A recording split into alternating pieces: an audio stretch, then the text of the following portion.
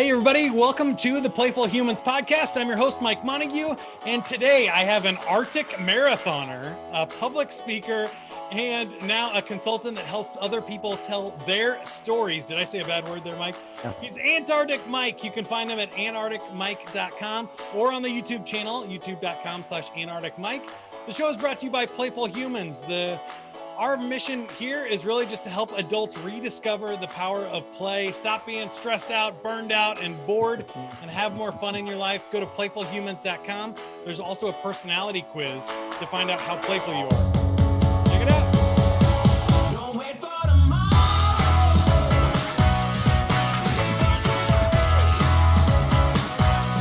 Keep chasing the sunshine.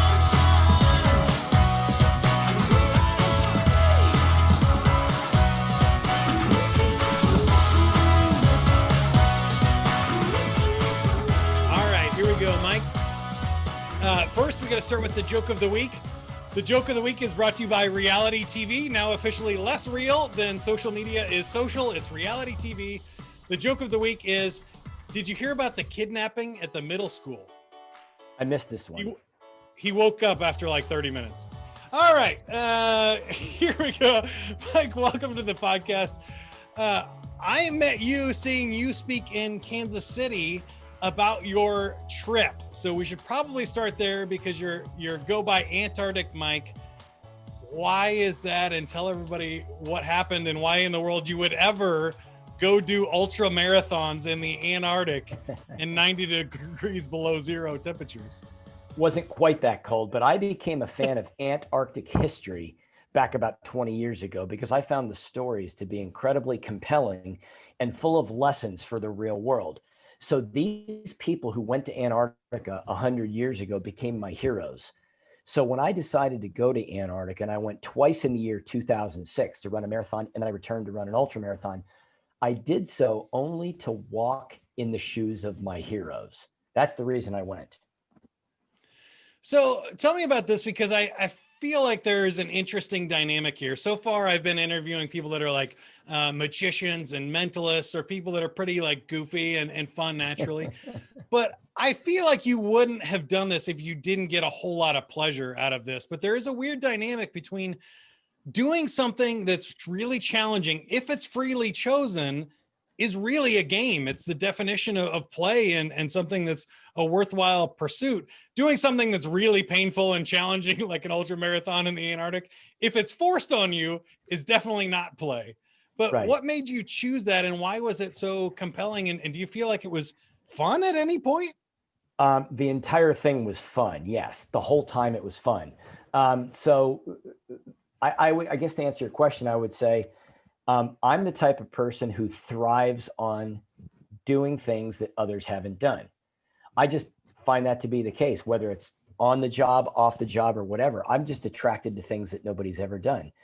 And in 2005, when I heard about this and made a decision to do this, nobody had ever done it. And so I was part of the very first group ever in January of 2006 to do this. And for me, it's fun and it's fulfilling. And for me, the things that are most fun are the most challenging. I just find that to be the case. Doesn't necessarily mean it's your definition of fun or somebody else's, but for me, fun is pushing myself mentally and physically and emotionally to limits where nobody's ever gone before. And because my heroes did it 100 years ago, I wanted to somewhat understand how they lived.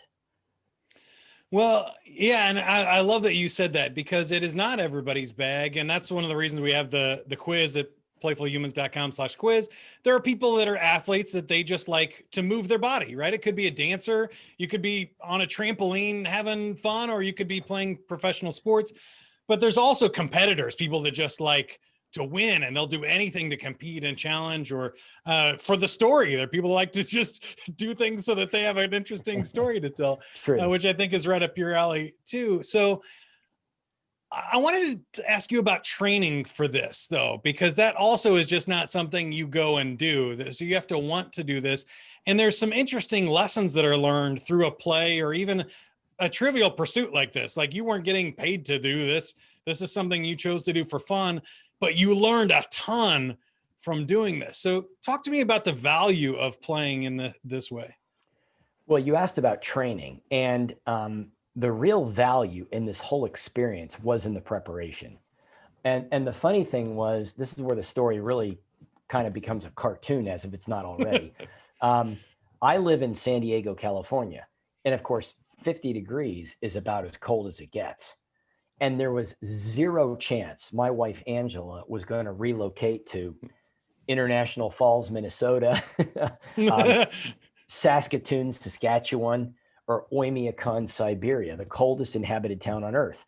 And so I had to figure out a way to try and acclimate my body to cold temperatures as best I could. So I found a commercial freezer where I trained, and I went back and forth and back and forth and back and forth, 59 feet at a time. And that aspect of it actually became both the most beneficial and the most fun in terms of the value that I took away from it. And the back and forth and back and forth, the reason I say it was so much value was because it built the mental muscles, because you can imagine the monotony of this. Yeah. And if you can withstand this, you can withstand the real thing. And when I ran these events in Antarctica, when I concluded, my instinctive thought was, is that all there is? In other words, after a marathon, it was 7 hours and 15 minutes, but it felt like 7 minutes, not 7 hours. Because I trained my mind. I changed the definition of difficulty, and I started to see difficulty as an ally, not as an enemy. I completely changed my paradigm inside that freezer by doing this. And that to me was fun. I mean, I used to tell myself, if I win the lottery, I am not building my mom a house or buying her a car. She has her own house and her own car. I'm building a freezer. I mean, I used to tell myself that, and I mean it. Wow. I loved it. I absolutely loved it. I'm wondering if it was more like meditative and you do that in silence, or did you like play music or do anything to make it fun? It was just, and I love it. You said, I think one of the coolest things about playing, but also doing challenging things is it makes you bulletproof. Like once you have done something like that, you're like, oh, well, if somebody says something mean to me or about me on social media, guess what? Not worse than running a marathon 59 feet at a time in a freezer, right? No, you couldn't play music because everything froze. The temperature inside that freezer was 22 degrees below zero Fahrenheit. Wow. Life stops at minus 22. So batteries, music, phone calls, nothing inside that freezer electronically works. But that was to my advantage because I didn't have the distraction of the music. I mean, it would be the equivalent of running on a treadmill with no TV, no earbuds, no nothing, just staring at the brick wall in front of you. I mean, that was what it was like. But that became to my advantage because that's what built the resiliency of these muscles. And then tell me about your transition. So I saw you as a professional speaker. You get paid to go around to corporate events and other cool things, which to me is really like my dream job. So that is the most fun that I could have on this planet, is getting up in front of hundreds, thousands of people and sharing what I've learned and having fun and entertaining people. Tell me about that jump. Did you, along the way, I don't know this part of your story. Did you quit a real job? Did you have imposter syndrome going to do this? What was it like when you chose to just follow your passion? Well, I knew I wanted to be a professional speaker since I was in college, but to make that work is another story. And so, yeah, I graduated from college and I had to get a real job because that's kind of what you do. And I had several real jobs along the way. And my background was as a recruiter, as a headhunter. So I spent 20 some years doing that. And then one day, after I stumbled into this story from Antarctic history at a bookstore back in like August of 2001, I wrote a leadership course for my employer that I was working for at the time. And it became a smashing success within the company. And that's when I said to myself, I've got to get out of this. I've got to quit my job and I've got to take what I've created for these people to the rest of the world. And so I made plans to quit my corporate job forever. And I did so right around, it was around February or March of 2009. I completely left the real world and I became a cartoon character and started working for myself. And I've been doing that ever since. That's so awesome. I wonder about other people that want to do this. I feel like there's always the struggle of like, do I make the jump? Do you have a transition plan? Was there a ramp up time? Everybody always talks about the big successes, and I feel like after we'll get to storytelling here in a second, but after you have that great story to tell of doing a marathon in the Antarctic, it probably took off from there. But what about the early days when it was struggling? You're not sure if you could do this. You weren't knowing how much to charge. What was all that like for you? It's a little confusing because you don't really have a clear roadmap as to where you're going. But again, I kind of thrive on doing things I've never done. So there was a thrill in that.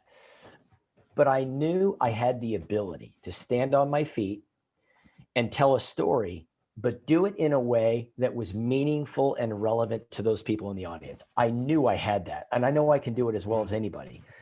And so I wasn't worried about that. I just needed enough chances, so to speak, right? I needed enough swings at the plate.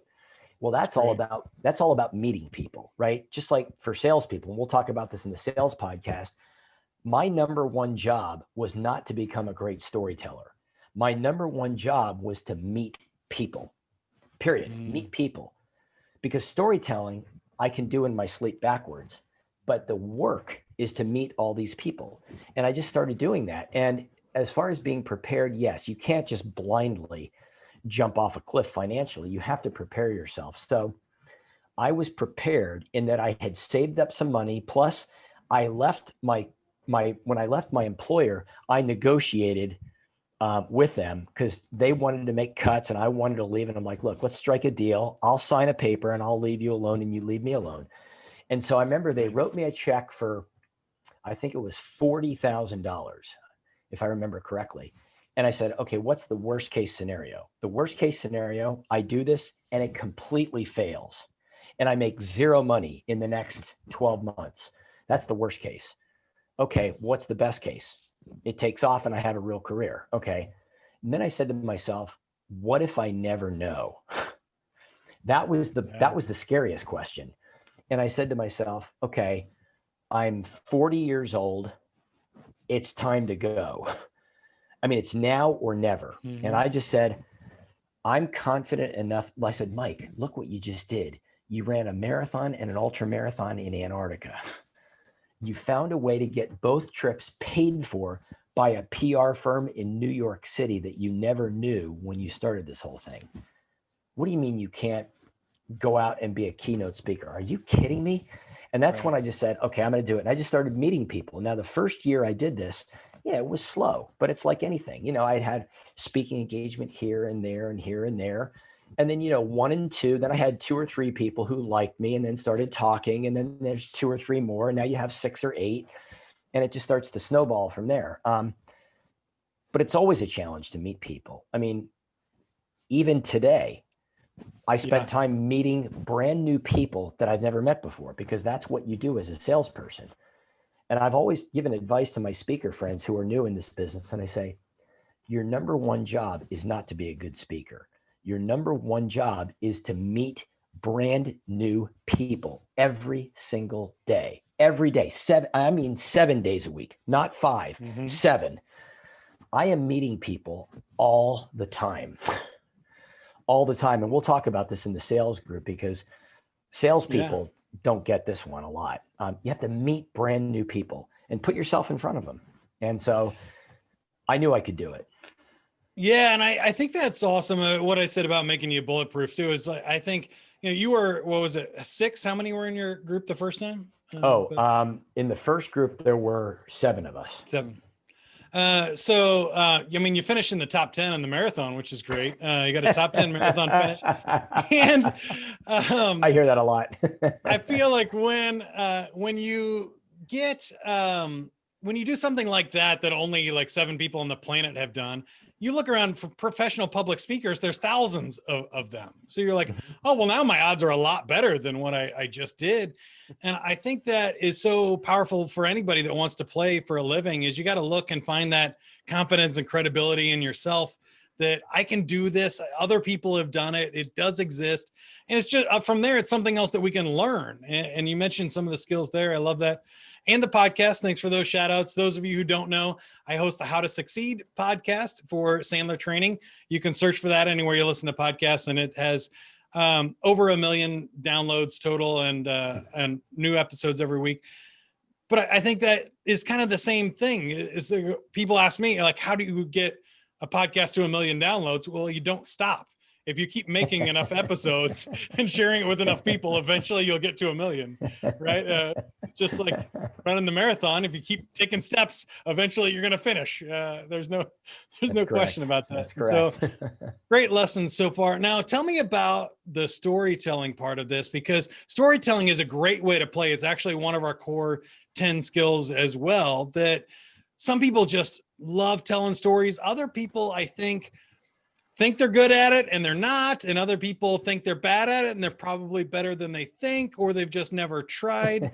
Tell me your thoughts on storytelling and what's relevant for any person out there, any skill. Well, and the question becomes, is it learned or Right. is it innate? I think part of it you either have or you don't. And I think the part that you have or you don't is the part where you're standing on your feet and you're in front of an audience and now you're telling the story. The ability to make sure that the way the story is told connects with the audience is something you have to think about sometimes in the moment. I mean, I am literally juggling metaphors and details up here. I mean, there's like 8 balls that are spinning. Mm-hmm. I only have 30 seconds. I can only deliver 2 of them, let's say. Well, I have to put 6 aside and I have to pick 2. Well, which 2 am I going to pick? I don't know. I'll try this one. I'm literally doing this. And to the audience, it's seamless. I think that part of it is something that you have the ability to do or you don't. I can't teach that to people. But I think the most important thing about storytelling is look for the metaphors. Look for the metaphors. Look for the lessons in the story that metaphorically can easily have value and meaning to the people in the audience. I'll give you an example. Which one do I want to use? Okay. One of my customers is a car dealer in Calgary, Alberta. And it's a series of about 10 car dealerships, Subaru, Ford, and Dodge, and a whole bunch of others. Mm-hmm. And the owner of the business is a guy named Dan Weeb. And their story is really interesting. And Dan's whole story goes back to when Dan was 31 years old. When he was 31, he was in the car business since he was a 19-year-old kid, but he was in the parts department, not sales. And he switched at age 31 to sales. And he's selling a car now to a customer. And I think it was a used car. And the customer, I guess, bought the car. And then after the transaction, his boss called him aside. And he said, Dan, I want to talk to you. Okay. So Dan goes into his boss's office and his boss says, okay, that car we just sold was parked out in the sun. He said, here's what we're going to do. Every time you sell a car, I want the car moved from the sun into the shade. And Dan was like, why? Is the guy going to overheat if he gets, what's this deal about shade? And here's what his boss said, because in the sun, the customer can see the scratches more. Mm-hmm.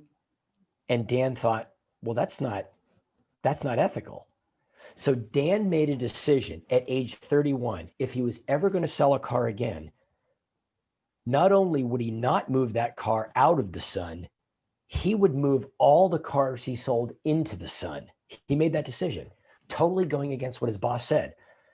Well, you know where the story's going. The guy started developing a reputation, and by his second year in the business, was the top salesperson in the whole company, which is kind of unheard of after that just short period of time. And now he owns 10 dealerships. And I said, you realize your whole story is a metaphor. Show me the scratches. I said to him, what parent or what teacher wouldn't want their child or their student to show somebody the scratches, right? That's show me the scratches becomes a metaphor. That's an expression of integrity about being, not only being honest, but being intentionally honest by moving things into the sun. And so that's going to be his whole ad campaign for 2021. We're working on this right now. But when I heard that specific story, I thought, where's the metaphor? And I saw the metaphor when he said the scratches, and I saw the scratches as a metaphor. And I thought, that is exactly what every single parent on this planet would want for their kid. So, you know, when it comes to storytelling, I think you have to look for the metaphors, because those things are what is going to connect to the widest part of the bell curve in the audience.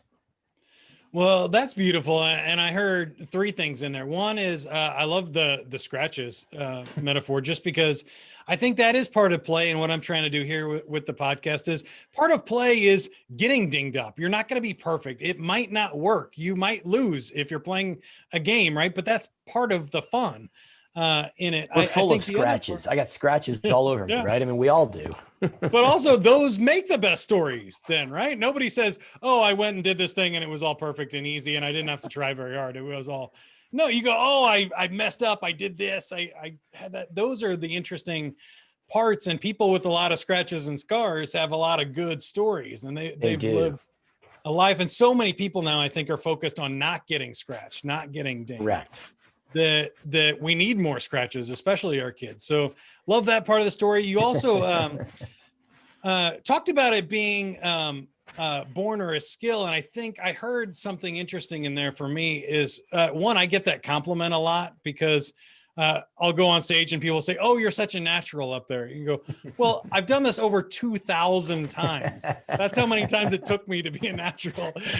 But the other part of that is maybe on stage and impromptu isn't your thing, but that doesn't mean you can't tell a good story and a good metaphor. Write it down, record it on video, do it in an audio podcast. If you don't like the way you look on camera, there's lots of ways to tell stories and still have that part, even if you don't have that special gift of standing up in front of a large group of people. Because I know a lot of people. And again, you just said you said part of the answer, repetition. Just do it again and again and again and again, and get some feedback. Do it again and again and again. Get more feedback, and eventually, just like from muscle memory, you'll be better. Right? Yeah, love that. And the third thing you said is why I love it so much. Is it's that flow state when I have those 8 things rolling around in my head and I'm so in the moment. It's a perfectly present moment for me that also I think is about play and fun. And whether it's public speaking for you or not, there is something in your life where you're that present and your brain is preoccupied with these things and working at its full capacity that I think is just beautiful. And that to me is what life is all about. You mentioned it earlier, too, of like time flies by and you have this amazing, ability to make the most out of what's in front of you at the moment that I think is really cool. And that's what I want to share with more people too. So I appreciate you saying that. And it's fun. I think you're kind of the first person who's really hit that right on it. That's what that magic is, that moment. If whatever you're doing, whether you're running a marathon, speaking, playing a board game with your family, or solving a hard puzzle or riddle, reading a book, when you're that present, that's where the magic is for people. I really appreciate you sharing that. It is really cool. And I know you're right. That is the best moments when I'm doing what I do, when I'm up in front of people and I'm present enough that even though the story I'm now going to tell, I've told it maybe 500 times, I haven't told it this way. And I'm literally thinking about what I'm going to say, and I'm changing what I'm saying in the moment. I mean, if you're that present where you go, let's do it this way, let's do it that way, let's cut this and add this and change this. And you're being intentional about what you're saying. I mean, I know a lot of people who are speakers, they're not intentional because they do it a certain way and they've done it like this so many times. It's like just hitting play on a record, and Right. they're They might not as well present. record it and hit the play. Yeah. They're not present in the moment.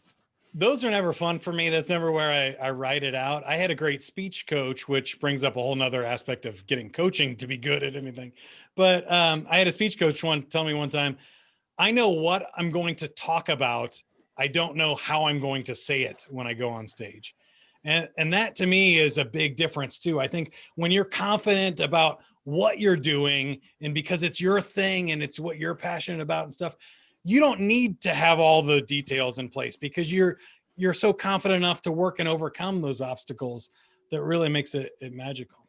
It's funny you say that because I was telling myself that a couple of hours ago, because on Friday of this week, I'll be in Myrtle Beach, South Carolina, and I have a brand new speaking program that I've never delivered before in my life, going live in front of about 15 CEOs.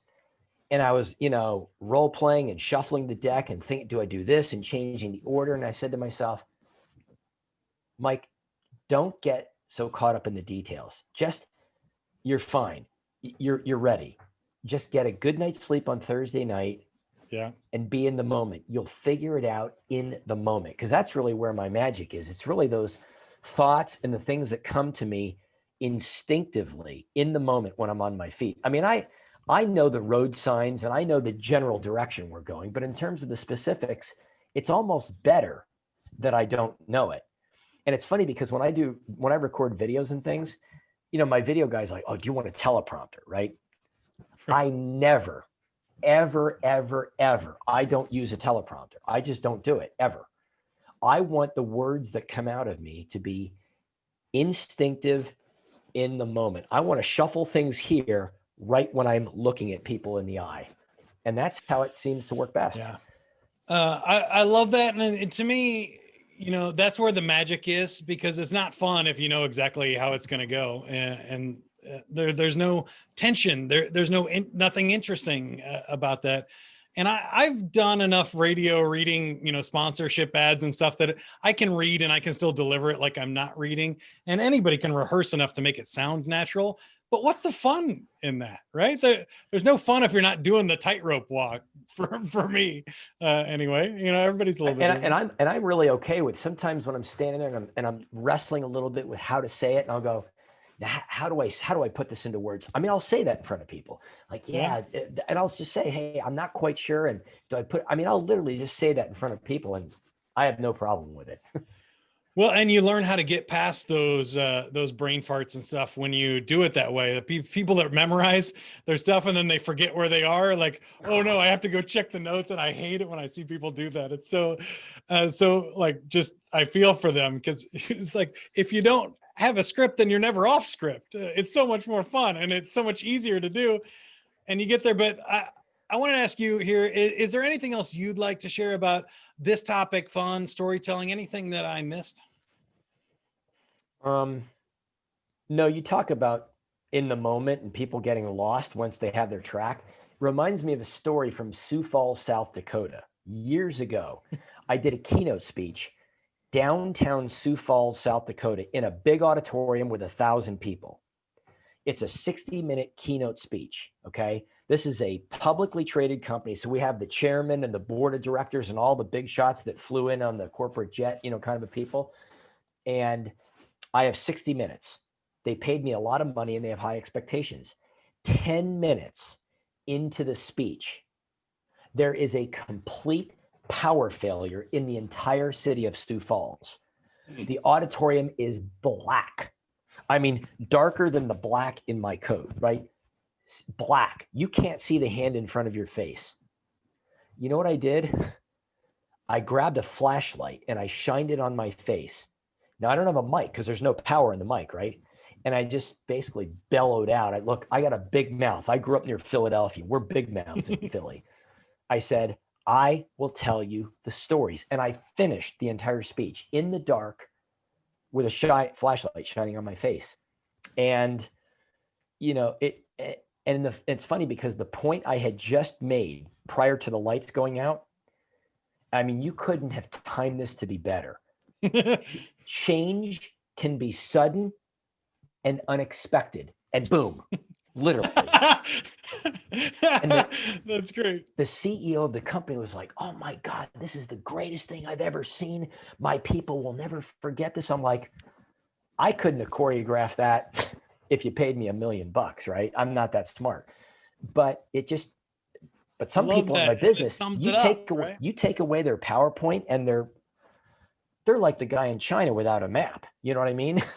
Well, how many people would have just quit and said, "Oh, we'll see if the power comes back on, and then I'll start back up," or I don't have a microphone kind of thing, and nobody remembers those stories. You remember when it keeps going, and I've had so They many still moments talk like that about too. that. Those They are the still best talk ones. about that one. One of You the know, scratches. I'm not surprised. They still talk about that speech because it was so different. And again, we didn't create it, but you just work with the circumstances and you think in the moment and you deliver. No matter what happens, you just keep going. I'm surprised from then on you didn't have people kill the lights right at that point in your speech, because that would have worked so great. That's an idea. All right, well, let's wrap it up. We like to finish here with the game, so you don't have to play. Play, again, I said, is voluntary. It has to be freely chosen. If I make you play, it's not fun. But we have a game here I call the Wheel of Weird. I spin the wheel. We find out what game it lands on. And then if you play, I'll give your podcast special promotion on the Wall of Weird inside playfulhumans.com. If you want to pass, that's okay too. So what is it? You want to get weird, or would you like to walk away? You're asking me? Yeah, it's your choice. You want to weird. All right, we're spinning the wheel. And the game you got is, fitting to your storytelling. It's an impromptu storytelling game. I don't know if you've ever played the improv game where you say a story together, one word at a time. So I'll say a word, then you say a word. And if we want to make it challenging, we can do it by the ABCs. Do you want to? What do you Like think? A, B, C, D, E. Yeah. Have you ever seen anybody do that? Been a long time, but it sounds bizarre, right up our alley. It's weird. We'll see how far we get. If we only get to C, that's okay. Because just by playing, you've already won. So you're already a winner, Mike. Congratulations. But let's start a story. I'll go with the letter A. And so storytelling, I will say after. Okay. So then you say a B word. After what? Badminton. After badminton, challenges. Drills. Everyone. Frankfurters.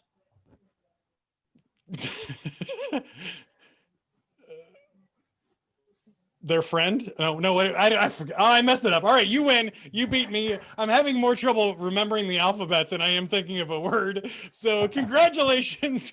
You win. Thank you for playing, Mike. I appreciate it. That was super fun and impromptu. So I love it.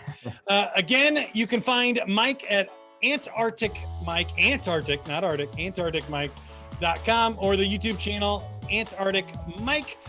And you can find us, subscribe on YouTube, iTunes, Spotify. Give us a thumbs up, comment, suggestions for future guests. If you know any playful humans I should talk to, let me know. I appreciate it.